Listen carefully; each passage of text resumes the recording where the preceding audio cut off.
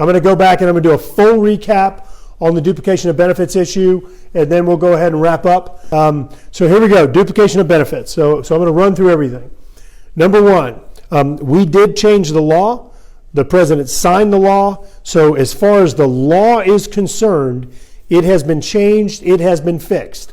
So anyone who applied for an SBA loan and took the loan, your duplication of benefit solution is in place. It has been fixed in the law.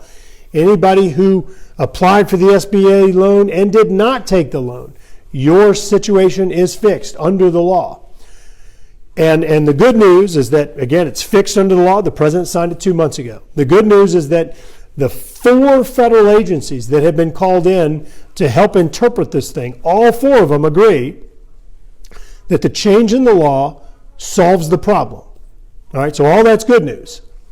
Under the law, by the 3rd week of November that has already passed, you should, or the state should have been given permission to cut you checks or to send you money. Here we are on December 12th, and we still have not received that authority. We have been talking to these 4 federal agencies, going through the ridiculousness of this bureaucracy, trying to figure out what in the world is going on. We were getting different answers from the different agencies. So we had what's called a listening session. It's sort of like a congressional hearing. We had several members of Congress and offices there, probably in all about 20. I'm going to guess around 12 members of Congress ended up being there, and probably about 20 offices represented. We had officials from the United States Department of Housing and Urban Development, from the Small Business Administration, from the Office of Management and Budget, and from FEMA. So again, all 4 of them agreed the law has been changed and fixed.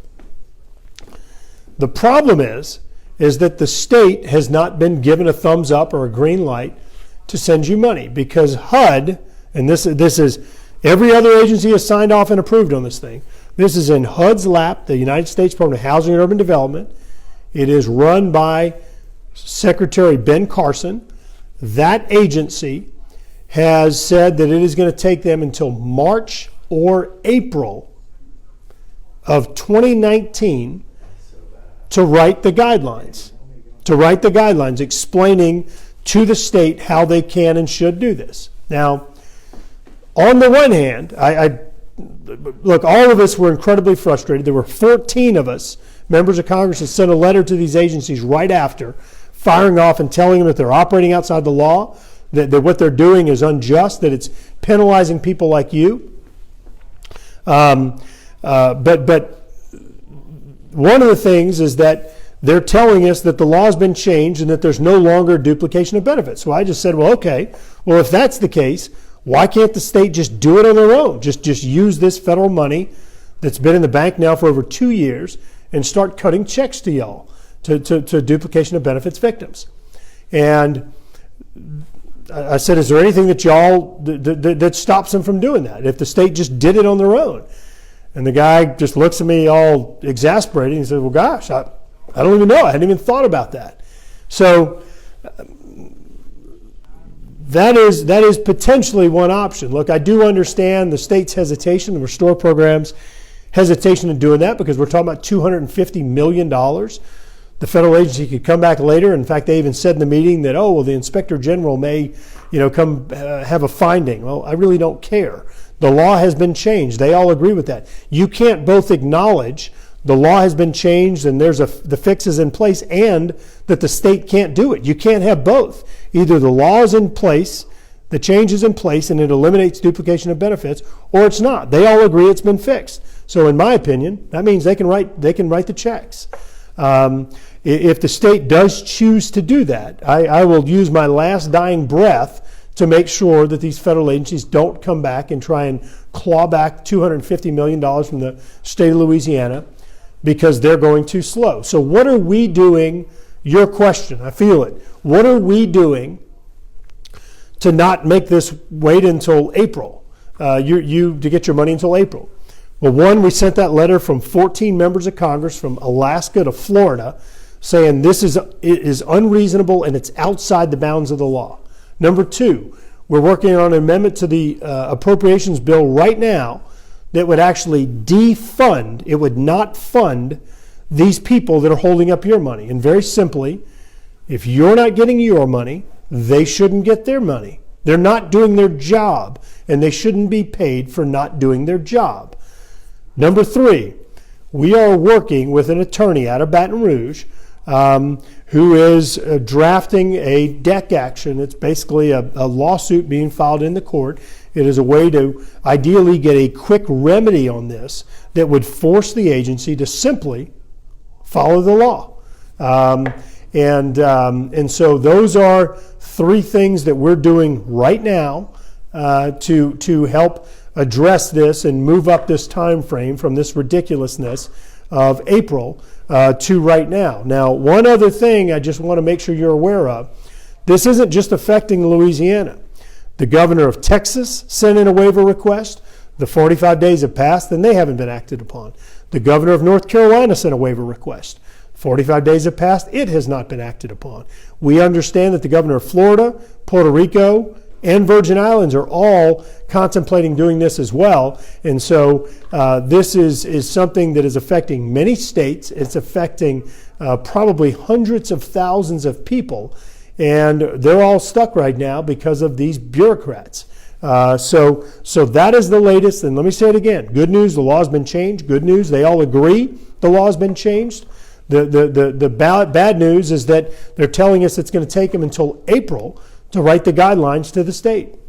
So we're urging the state to just send the checks anyway, and we'll fight side by side with the state to prevent the federal government from trying to recoup a penny. We're working on cutting the salaries and the pay for these bureaucrats until you get your money. They shouldn't get theirs. We're working on this letter that's already been sent to the federal agencies telling them they're operating outside the law and they need to get on it and fix this. And we're working with an attorney on filing a declaratory action in the courts to force the agencies to follow the law. So that's what's going on right now. That is a full recap, but let me just be clear. We will not stop until you get your money. We will not. We started this thing back shortly after the August 2016 flood, trying to convince the Obama administration to change this crazy policy. We started working with the Trump administration when they came in to change it. Ultimately filed this legislation in November of 2017, passed it through the House in December of 2017, passed it through the House again in April of 2017. I'm screwing that up. Let me try that again. We introduced it in November of 2017, passed through the House in December of 2017, passed through the House again in April of 2018 because the Senate hadn't acted on it, and passed it a third time through the House in September of 2018, where the Senate finally took it up. I was one of a small handful of members of Congress that went to the White House with the president when he signed this into law on October 5th.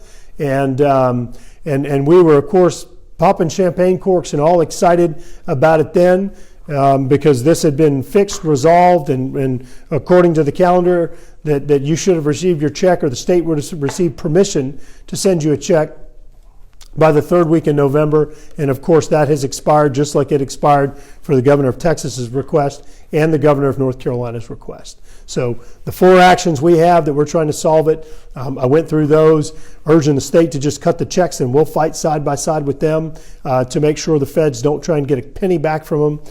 The declaratory action that we're working on in the courts with an attorney, the cutting funding for any federal employee that is preventing this from happening. If you're not getting paid, they're not getting paid. And fourth, that letter that we sent together, a total of 14 members of Congress, to the agencies telling them that they are not complying with the law and that we're not going to stand for it. So that's what's going on. Let's see. The Department of Housing and Urban Development says it could take months to get your 2016 flood recovery money, even though the duplication of benefits law has been fixed. Now Louisiana lawmakers are threatening to sue HUD so you can get your cash faster. Matt Houston is here to explain.